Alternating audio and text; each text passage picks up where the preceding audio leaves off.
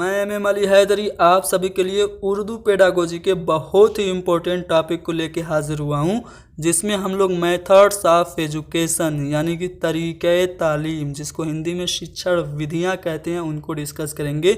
साथ ही साथ इन सभी विधियों के जो संस्थापक हैं यानी कि फाउंडर या मुवज्जिद हैं, उनको भी जानेंगे। दोस्तों, ये वीडियो उर्दू ही नहीं बल्कि हिंदी और अंग्रेज़ी के स्टूडेंट्स के लिए भी काफ़ी हेल्पफुल होगी।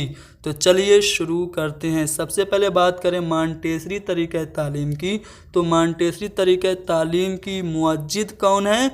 मैडम मारिया मॉन्टेसरी हैं, जो कि इटली की रहने वाली थी। मैडम मारिया मॉन्टेसरी पेशे से एक डॉक्टर थी। जब इनके पास मानसिक रूप से विकलांग या कमज़ोर बच्चे आए और उनका इन्होंने इलाज किया, तो जो इनको तजर्बा मिला उसी तजर्बे की बुनियाद पे इन्होंने अपनी शिक्षण विधि मॉन्टेसरी तरीक़े तालीम ईजाद की थी। दोस्तों, मैं मैडम मारिया मॉन्टेसरी के बारे में कुछ और बातें बता दूं। 1907 ईस्वी में इन्होंने पहला स्कूल खोला था जिसका नाम था बच्चों का घर। जी हाँ दोस्तों, याद रखिएगा, बच्चों का घर स्कूल मैडम मारिया मॉन्टेसरी ने खोला सन 1907 ईस्वी में। इन्होंने 3 चीज़ों पे बहुत ही ज़्यादा बल दिया। कौन कौन सी 3 चीज़ें हैं जिस पर मैडम मारिया मॉन्टेसरी ने बहुत ज़्यादा बल दिया? तो पहला है दैनिक जीवन के अभ्यास पर, यानी कि इन्होंने रोज़मर्रा में जो चीज़ें इस्तेमाल की जाती हैं, जो उनके सामने बच्चों के आती है, उसकी मश्क करने पे, उसकी प्रैक्टिस करने पे जोर दिया। और साथ ही साथ इन्होंने ज्ञानेंद्रियों के प्रशिक्षण पर, ज्ञानेंद्रियाँ क्या होती हैं? आँख, कान, नाक, मुंह और त्वचा, इसके प्रशिक्षण पर भी इन्होंने बहुत बल दिया। और बौद्धिक प्रशिक्षण पर मारिया मॉन्टेसरी ने बहुत ज़्यादा बल दिया। तो ये इन 3 चीज़ों पे मैडम मारिया मॉन्टेसरी ने बल दिया था। अगर मैं मैडम मारिया मॉन्टेसरी की इस शिक्षण विधि की बात करूं, तो इस शिक्षण विधि में 3 से 7 साल के बच्चों को शिक्षा दी जाती है। मारिया मॉन्टेसरी की पद्धति के अनुसार भाषा सीखने का जो क्रम होता है वो क्या होता है, मैं आपको बता दूं। तो मैडम मारिया मॉन्टेसरी के अनुसार भाषा सीखने का जो सही क्रम है वो सुबोली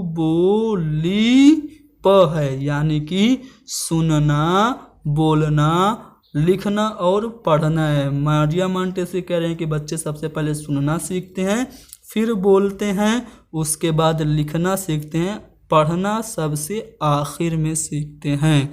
तो यहाँ पे हमने मैडम मारिया मॉन्टेसरी के बारे में सभी जानकारी हासिल कर ली। अब बात करते हैं किंडरगार्टन तरीक़े तालीम की। तो दोस्तों, किंडरगार्टन तरीक़े तालीम के जो मुवज्जिद हैं वो फ्रॉबेल हैं। फ्रॉबेल जर्मनी के रहने वाले थे। किंडरगार्टन जो लफ्ज़ है, इसकी अगर लफ्ज़ी मानी निकालें तो क्या होगा? किंडरगार्टन में, किंडरगार्टन जर्मन भाषा का लफ्ज़ है। किंडर के माने होते हैं बच्चे, गार्टन गार्डन को कहा जाता है। यानी कि फ्रॉबेल ने ये बताया कि जो बच्चे होते हैं वो एक पौधे के जैसे होते हैं, टीचर माली की हैसियत रखता है, और जो स्कूल होता है वो एक बाग की हैसियत रखता है। दोस्तों, फ्रॉबेल के बारे में कुछ और बातें मैं आपको बता दूं। तो जिस तरह से मैडम मारिया मॉन्टेसरी ने 3 चीज़ों पे बल दिया था, फ्रॉबेल ने 4 चीज़ों पे बल दिया। सबसे पहले इन्होंने खेल द्वारा सीखने पर बल दिया, यानी कि बच्चे खेल के द्वारा ही सीखते हैं, और बच्चों को आज़ादाना तौर पर सीखने के लिए इन्होंने प्रेरित किया। और साथ ही साथ कर के सीखने पर, यानी कि लर्निंग बाय डूइंग पर इन्होंने फोकस किया। और इन्होंने ये कहा कि बच्चों को किसी न किसी चीज़ के ज़रिए, वस्तुओं के माध्यम से पढ़ाना चाहिए। तो 4 चीज़ों पे फ्रॉबेल ने बल दिया था। अब बढ़ते हैं और अगली जो शिक्षण विधि है उसके बारे में जानते हैं। सवाल जवाब का तरीका, जिसको हिंदी में प्रश्नोत्तर विधि कहते हैं, इसके जो जनक हैं वो सुकरात हैं। जबकि मुकालमा तरीक़े तालीम यानी कि संवाद विधि की मुवज्जिद हैं प्लेटो। इस्तिक़राई और इस्तिख़राजी तरीके की बात करें तो इन दोनों तरीक़े तालीम के जो मुवज्जिद हैं वो अरस्तु हैं। दोस्तों इस्तिक़राई और इस्तिख़राजी तरीका क्या होता है मैं आपको बता दूं।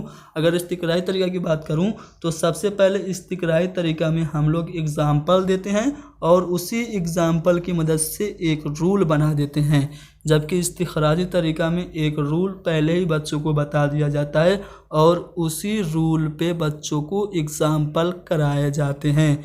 तो ये इस्तिक़राई और इस्तिख़राजी दोनों तरीक़े तालीम के मुअज्जिद अरस्तु ही हैं। अब बात करेंगे अगली शिक्षण विधि की। तो जो अगली शिक्षण विधि है वो क्या है, वो है प्रोजेक्ट तरीक़े तालीम, जिसके मुअज्जिद किलपैट्रिक हैं। तहकीक तरीक़े तालीम की बात करें जिसको हम लोग खोज का तरीका या अनुसंधान विधि कहते हैं, इसके जनक आर्मस्ट्रॉन्ग हैं। डाल्टन तरीक़े तालीम की जनक मिस हेलेन पारक्राफ्ट हैं। बेसिक स्कीम ऑफ एजुकेशन की बात करें यानी बेसिक तालीम या बुनियादी तालीम की, तो महात्मा गांधी इसके जनक हैं। समाजी तरीक़े तालीम के जनक अल्बर्ट बंडूरा हैं। दोस्तों अल्बर्ट बंडूरा ने इससे रिलेटेड एक बहुत ही इम्पोर्टेंट लर्निंग थ्योरी दी जिसका नाम क्या है, social learning theory. Social learning theory के अकॉर्डिंग बच्चे सोशल इंटरेक्शन से ही सीखते हैं। जिस तरह से वाइगोस्की ने कहा कि बच्चे सोशल इंटरेक्शन से सीखते हैं, उसी तरह ये भी कह रहे हैं कि बच्चे जो होते हैं वो फिल्मों में दिखाए गए हिंसात्मक व्यवहार को अपना लेते हैं। अब बात करते हैं और अगली शिक्षण विधि को जानते हैं। तकलीदी तरीक़े तालीम की बात करें जिसको हिंदी में अनुकरण विधि कहते हैं, तो मिलर और डुलार्ड जो हैं इसके जनक हैं। अब बात करते हैं बजरिया खेल सीखना यानी कि खेल विधि, तो हेनरी कोल्डवेल कुक खेल विधि के जनक हैं। ब्रेन स्टॉर्मिंग विधि जिसको हिंदी में मस्तिष्क उद्वेलन विधि कहते हैं, ऑसबर्न इस विधि के जनक हैं। ड्रेकाली तरीक़े तालीम के जनक ओवेल्ड ड्रिकाली हैं, जबकि गिरी स्कीम ऑफ एजुकेशन के जनक बॉट हैं। इकाई तरीक़े तालीम मॉरिसन ने दी थी, जबकि प्रोग्राम्ड इंस्ट्रक्शन मेथड जिसको हिंदी में अभिक्रमित निर्देशित विधि कहते हैं, अभिक्रमित निर्देशन विधि, इसके जनक बीएफ स्किनर है। बीएफ स्किनर ने जो अपनी लर्निंग थ्योरी दी उसका नाम है क्रिया प्रसूत अनुबंधन का सिद्धांत। क्रिया प्रसूत अनुबंधन के सिद्धांत में स्किनर ने जो प्रयोग किया वो किस पे किया, तो चूहे पे और कबूतर पे इन्होंने प्रयोग किया था। पिजन एंड रैट पे इन्होंने प्रयोग किया था।